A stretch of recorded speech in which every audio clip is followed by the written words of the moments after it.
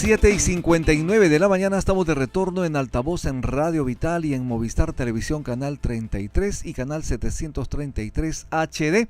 Estamos conversando con el abogado penalista Andy Carrión. Camila, tenías una consulta. Sí, justo estábamos también hablando un poco sobre el tema de Ollantumala. Hay, digamos, luz para que él salga, porque justo en Brasil se han anulado sentencias condenatorias para allegados de Lula da Silva, que están implicados en este tema de la entrega de dinero. Sí, y hay que contextualizar esa pregunta que me parece muy interesante, porque recordemos de que también estos casos de Odebrecht se apuntalaron y se realizaron en el mismo Brasil. Tal es así que el mismo Lula da Silva estuvo condenado por el tema de Odebrecht. Claro. Sin embargo, en el procedimiento de la obtención de pruebas en Brasil, los jueces declararon que habían pruebas irregulares, que se habían obtenido de manera irregular sin seguir los procedimientos adecuados. Es por eso que un juez, cuando Lula da Silva estaba preso, decidió que estas pruebas debían anularse y Lula da Silva salió de prisión. Se anuló también las sentencias condenatorias. Pero eso originó que no se contamine también todo el resto de procesos, incluidos los procesos que se llevaron adelante en nuestro país. Es por eso que a pedido de la defensa de Ollantumala, por ejemplo, el juez supremo Toffoli no solamente anuló las pruebas, sino que prohibió incluso que los empresarios brasileños declaren en los procesos que estaban en curso en nuestro país. Tal es así que cuando se estaba llevando adelante el juicio contra Ollantumala y ya tenían que venir los empresarios brasileños a participar en el juicio, pues sacaron esta decisión del juez supremo Toffoli en la que impedía que los brasileños participen en este juicio y simplemente no asistieron. Pero ¿qué hizo la justicia peruana? Dijeron, bueno, no tenemos a los funcionarios brasileños, pero sí las declaraciones que ellos han prestado previamente, que están en papel, escrito, etcétera. Y oralizaron esas pruebas y dieron por sentado todo lo que ellos habían afirmado. Y se avanzaron precisamente en esas declaraciones escritas para dar por válidas las versiones de los empresarios brasileños y sustentar en ellas también la sentencia condenatoria. Pero, y hablando del caso de fondo, a mí me parece altamente cuestionable la imputación contra Ollantumala, al menos en lo que refiere a Venezuela, porque a él se le condenó por financiamientos ilícitos de Venezuela y también de Brasil.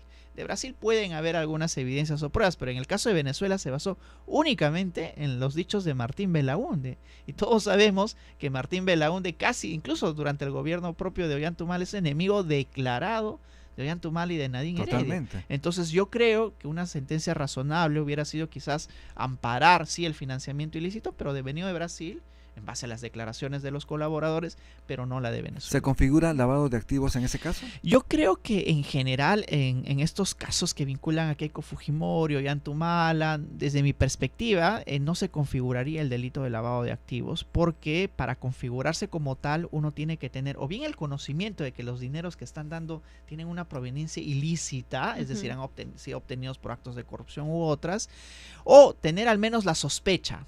Bueno, yo no voy a, por ejemplo, no sé, pues algún gran delincuente, un narcotraficante que me financie la campaña, tengo que sospechar que esos dineros provienen de ese delito. Pero en este caso, recordemos, nos ubicamos en el año 2006, 2011, en las cuales Lula da Silva acompañaba a los empresarios brasileños a nuestro país para pedir que se inviertan, que hagan negocios, y bueno, ellos apuntalaron el financiamiento. Todo el mundo quería obtener financiamientos por parte de Odebrecht, todos los partidos, y el día de hoy lamentablemente sabemos de que ellos cometían actos de corrupción para obtener contrataciones con el Estado peruano. Entonces, en la época, porque es así como tiene que evaluarse un caso, no tenían un conocimiento ni sospecha de que los dineros eran ilícitos. Claro. Ahora, en alguna ocasión también se citó, bueno, pero han pitufeado, ¿qué pasó con eso? Bueno, así pitufeen, eso no convierte automáticamente el dinero de la forma de obtención en ilícito. ¿No? Hay empresarios que, por ejemplo, no quieren figurar dentro de la donación, se lo dan al partido y el partido, pues, para tratar de prorratear los pitufea, pero ese pitufeo no automáticamente no convierte en ilícito el dinero, si es que ha sido obtenido de alguien que tiene solvencia económica.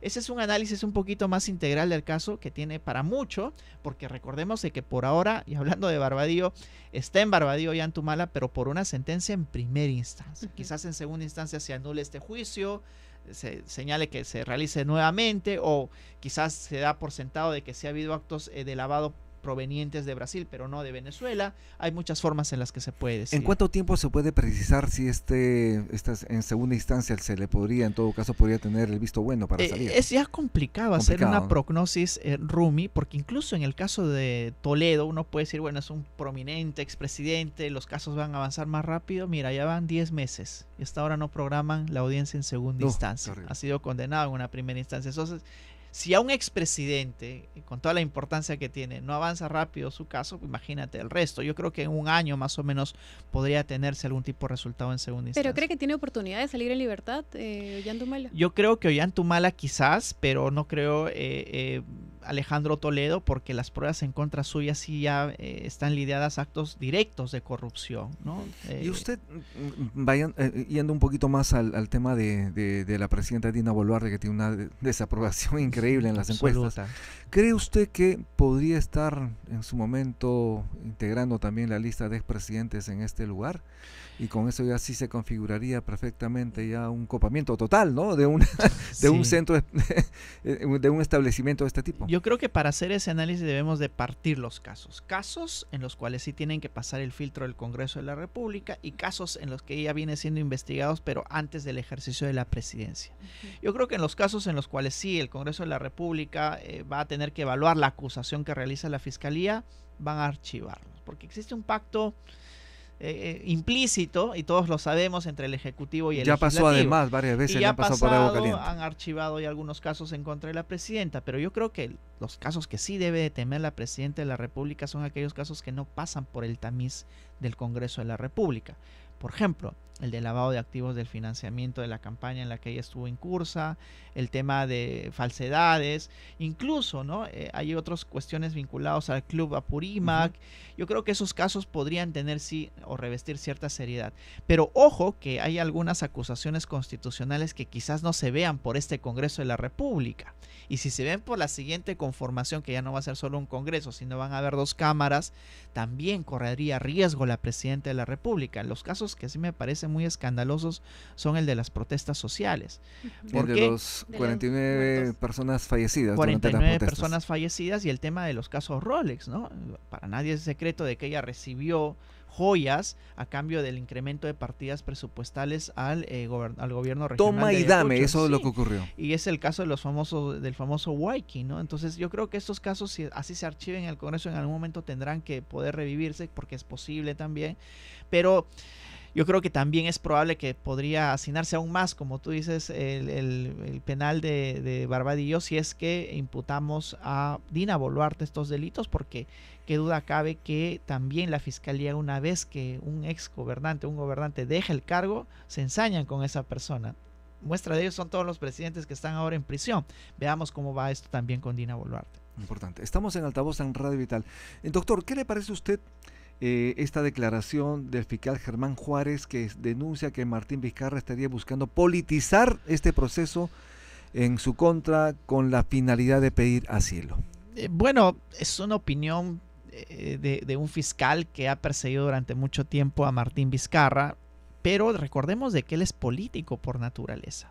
Es decir, siempre va a tratar de politizar todos sus problemas, es un político.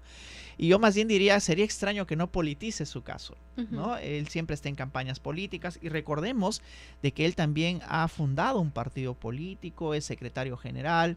Entonces yo creo que más bien sería impedirle un derecho constitucional que todos los peruanos tenemos, que es ejercer la política. Ahora, eso difiere de la politización de su caso.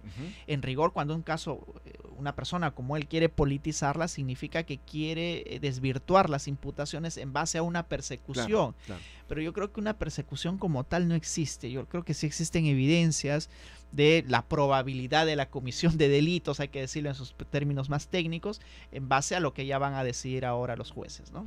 Porque también se hablaba de que esta era una especie de estrategia para ir a instancias internacionales, que de hecho él ya ha acudido por ahí, ¿no? Es que también están habilitadas esas vías. Yo creo que durante los últimos tiempos los políticos han tratado de politizar sus casos de cara a abrirse frentes que deslegitimen la propia investigación fiscal. Es poco probable que se acepten estos recursos en las cortes internacionales. De hecho, yo no recuerdo algún pronunciamiento de la Corte Interamericana, porque por lo general ellos más bien se pronuncian a favor de las víctimas, no necesariamente a favor de los perseguidos. Pero yo creo que ellos tienen su propia estrategia de cara a debilitar las imputaciones que se les realizan. Y esta decisión de alguna manera implementar esta ley de amnistía contra los militares y los policías, y además de alguna manera contraviniendo la decisión y la recomendación de la Comisión Interamericana de Derechos Humanos. Esta es una historia repetida. El año 2001 también en el gobierno de Fujimori se dio la famosísima ley de amnistía, ¿verdad? Pero que fue declarada inconstitucional tanto por el Tribunal Constitucional peruano como también por la Corte Interamericana de Derechos Humanos, ya ni siquiera por la Comisión. Exacto. La misma Corte se pronunció en contra. Entonces, el día de hoy tenemos ya precedentes. Yo creo que al momento de aplicar esta ley en los casos en concreto, los jueces van a tener primero la ley de amnistía y luego los precedentes, Corte Interamericana, Tribunal Constitucional y la Constitución. Y yo creo que no se va a aplicar, y siendo realistas, digamos, cómo los jueces van a decidir. Eso se llama control difuso. Eso se llama, técnicamente hablando, control difuso. Ajá. Quiere decir que el juez también tiene la posibilidad de analizar constitucionalmente una determinada ley e inaplicarla en el caso en concreto, en tanto contravenga la Constitución y los convenios internacionales. Yo creo que eso va a suceder. Ya sucedió en el caso Pativilca con la prescripción, por ejemplo, ¿no? Dijeron, ¿no?, que el ámbito de la prescripción tiene que ser limitada y que por tanto debían de absolverse ya los procesados. Y ya un tribunal se pronunció diciendo, no, es que estos no prescriben, o sea, son delitos de lesa humanidad y por tanto tienen que ser enjuiciados. Entonces ya nos han dado muestras los tribunales peruanos de que en circunstancias como estas prefieren la Constitución y la Convención antes que la propia ley. Así es que dudo que la ley de amnistía pueda aplicarse, pero ojo que hay un primer control general que lo va a tener que realizar el Tribunal Constitucional. Así como en el año 2001, yo creo que también va a motivar esta ley el pronunciamiento de un Tribunal Constitucional, pero que se va a dar de aquí a 1 o 2 años de seguro. Ahora, hace un momento comentaba sobre los plazos que se toma la Fiscalía. ¿Qué opinas sobre el papel de la Fiscalía? No solamente sobre el caso de Martín Vizcarra, sino en general, ¿no? Tenemos, por ejemplo, a Pedro Pablo Kuczynski, que lleva años sin una condena, pero básicamente condenado. Yo creo que hay ciertos problemas en la persecución o en la administración de justicia en general. Miren, estamos hablando, por ejemplo, ya del equipo especial Lava Jato, que después de 10 años obtiene una sentencia condenatoria. Imagínense, 10 Muchísimo años tiempo. siendo un equipo especial, teniendo toda la logística necesaria, fiscales a dedicación exclusiva a estos casos. ¿Ustedes se imaginan los casos ordinarios? Aquellos que no tienen, digamos, esta especialización logística, económica ni presupuestal. Pues yo creo que hay un grave problema que no solamente es atribuible a los fiscales y a la sobrecarga, sino también pues a los particulares, que a veces todo litigio o toda controversia quieren solucionarlo recurriendo al ámbito penal. Pero también hay un gravísimo problema que parte del propio Ministerio Público, y es que abren investigaciones por lo que sea. Recuerden que el ex líder del Partido Morado, no recuerdo ahora su nombre, se le abrió una investigación por lavado de activos porque alguien deslizó la idea de que había recibido dineros de Odebrecht y de Brasil. Nunca fue así, hasta le impidieron irse a Estados Unidos, ya retirado de la política, simplemente por un rumor por el cual también le abrieron una investigación. Yo creo que el Ministerio Público tiene que afinar sus filtros de los cuales abre investigaciones, porque ahora cualquiera puede ser investigado a raíz de cualquier tipo de denuncia. Bien, estamos en altavoz. ¿Qué le parece a usted? ¿Cree usted posible, factible que Martín Vizcarra, estando con prisión preventiva, pueda pedir asilo? ¿Procede o no procede? Podría él solicitarlo, no hay impedimento, puede enviar una solicitud, un oficio a través de sus abogados o él mismo firmar una solicitud, puede incluso hasta ser concedido el asilo. Sin embargo, no puede ejercerlo como tal. Pero sí hay un punto importante. Si es que las autoridades peruanas se oponen al otorgamiento de un asilo, lo que sí puede hacer es el tramitar o el Estado directamente tramitar ante nuestro Estado que se le otorgue un salvoconducto. Quizás como en el caso de la esposa de Pedro Castillo. Pero para ello tendría que estar en un lugar seguro donde puedan disponer las autoridades extranjeras simplemente de la solicitud del salvoconducto. Y como él está preso, es casi de imposible realización porque el Estado se vería como débil, como que claudicaría ante un Estado extranjero, salvo se encuentre en territorio extranjero, que para eso están las embajadas, ¿no? Perfecto. Doctor Andy Carrión, muchísimas gracias. Su despedida de las audiencias. No, gracias a ustedes y felicitarlos siempre por estar atentos a este programa que yo siempre lo veo también. Muchísimas gracias. Estuvimos con el doctor Andy Carrión, abogado penalista. Vamos a hacer una pausa en altavoz y pronto estaremos conversando con Carlos Ceballos, director de la Cámara Regional de Turismo del Cusco. Ya volvemos.